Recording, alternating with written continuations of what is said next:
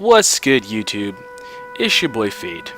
Today's VGV, yeah, I know it's been a while, about Livelock, an indie twin-stick shooter by TuQue Games.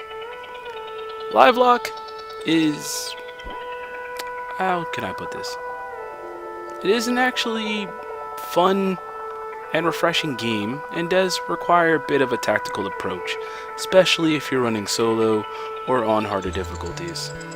The main story, though a bit cliche, is far from boring, and the main story elements are told through some awesome animation and voice acting. The basic story is you're a robot called an intellect who's tasked with saving humanity after a massive world extinction. The graphics... The graphics are actually really gorgeous, I'd have to say. I enjoyed a lot of the aspects, from the level's diversity and scope. The lighting is superb in the game, and I really enjoy the destructible elements and the atmosphere as a whole. It makes it feel like the world actually is crippled and in decay.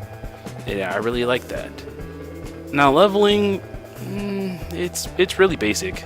I mean, to get functions, mods, passives, weapons, etc., one simply must play the game, and you get leveled. Basic, like I said. Now, when it comes to weapons, the phrase quality over quantity comes to mind, as you only have 2 weapon choices for the 3 categories. It's pretty limited, actually very limited, but each of the weapons actually has its own unique feel, so I really can't complain much about that.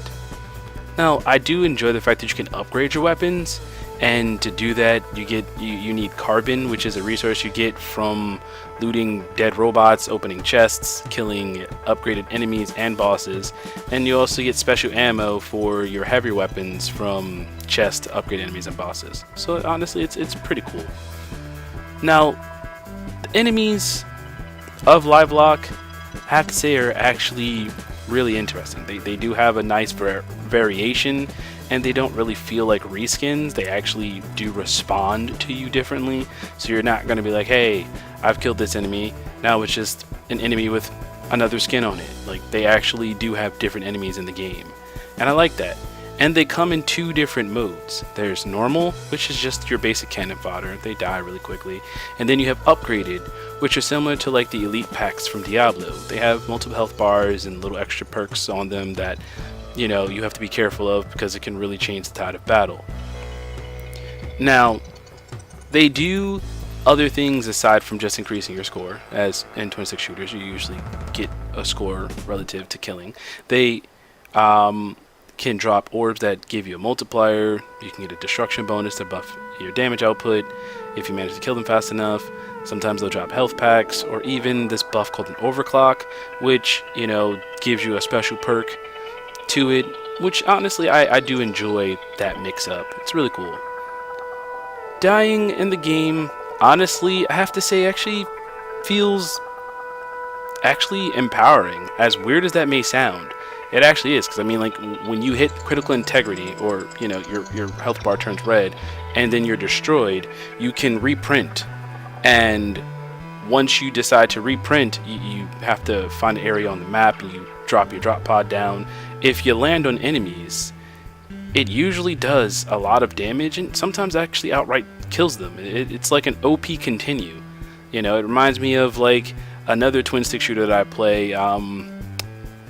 What is that game? Assault Android Cactus by Witchbeam. Like, when you go down and you tap to revive yourself, you push all the enemies away from you, which is really cool.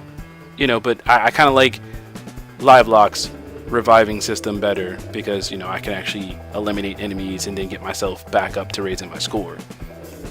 In regards to, you know, dying, I have died mostly on the bosses, which I have to say is probably my favorite aspect of almost all twin-stick shooters, is always coming across the boss, because they're always powerful and unique, and they do require tactics that you have to learn their patterns on how to damage them, and when you defeat them, you feel really satisfied.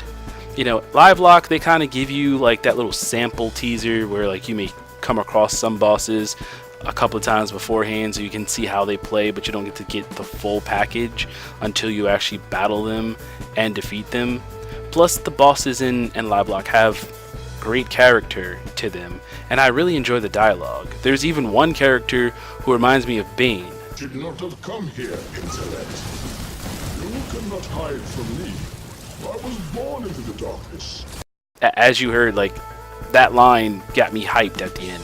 I really enjoyed it. So, honestly, to wrap it up, Livelock is a really awesome game. Though it did lack in some aspects, mainly the local co-op aspect, I definitely enjoyed it. And I can't really complain too much about it. If I had to give it a score, definitely be like a 8.3 out of 10. But it definitely is one of my favorites right now, and might even be one of my favorites of the year, especially if I'm still playing it after a lot of the bigger name releases come out later on.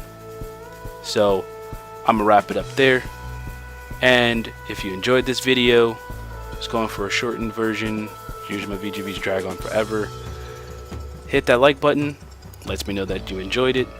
If you're new and enjoyed this, aside from hitting that like button, why not slap that subscribe button so that way you can keep up with what I do. Alright, so I'll catch you later, YouTube. Peace. All that remains is ashes and rust. There is no escaping it in